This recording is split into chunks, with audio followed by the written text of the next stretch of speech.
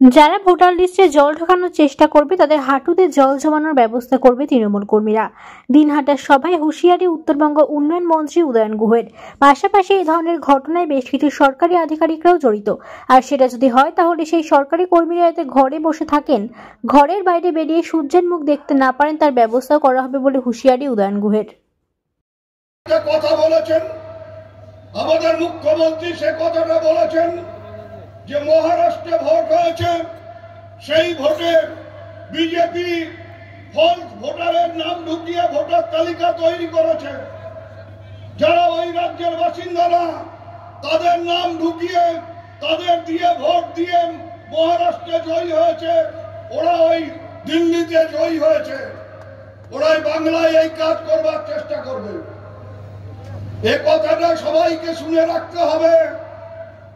Scrutiny করে দেখবেন, নিজের নিজের এলাকার ভোটার তালিকা দেখবেন, যদি এই রকম কোনো কিছু পাওয়া যায় তাহলে আমার ওই পুরনো কথা আমি আবার বলি, এতে আমার বিন্দু মাত্র লজ্জা নেই।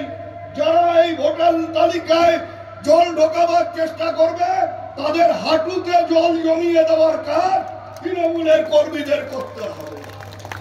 আর এই চক্রান্তের সাথে শুনছি নাকি কোন কোন সরকারি আধিকারিকরাও জড়িত থাকে। তাদেরকে বলি, কান খুলে শুনে রাখুন, যদি আমাদের জেলায় আমাদের রাজ্যে এইরকম ফলস ভোটার তালিকা তৈরি করবার চেষ্টা করেন তাহলে ওই ঘরের মধ্যেই থাকতে হবে, বাইরে বেরিয়ে সূর্যের মুখ দেখতে পারবেন না, সূর্যের মুখ দেখা বন্ধ করে দেবো আমরা। তাই আমাদের সবার কাছে আবেদন, এখন থেকে তৈরি হন, এখন থেকে ঐক্যবদ্ধ ভাবে লড়াই করুন। সব রকম চক্রান্ত, সব রকম আমাদের মধ্যে উস্কানি দেওয়া, ঘরে বাইরে সব শত্রুকে চিহ্নিত করে তাদের বিরুদ্ধে লড়াইয়ের জন্য তৈরি থাকবেন।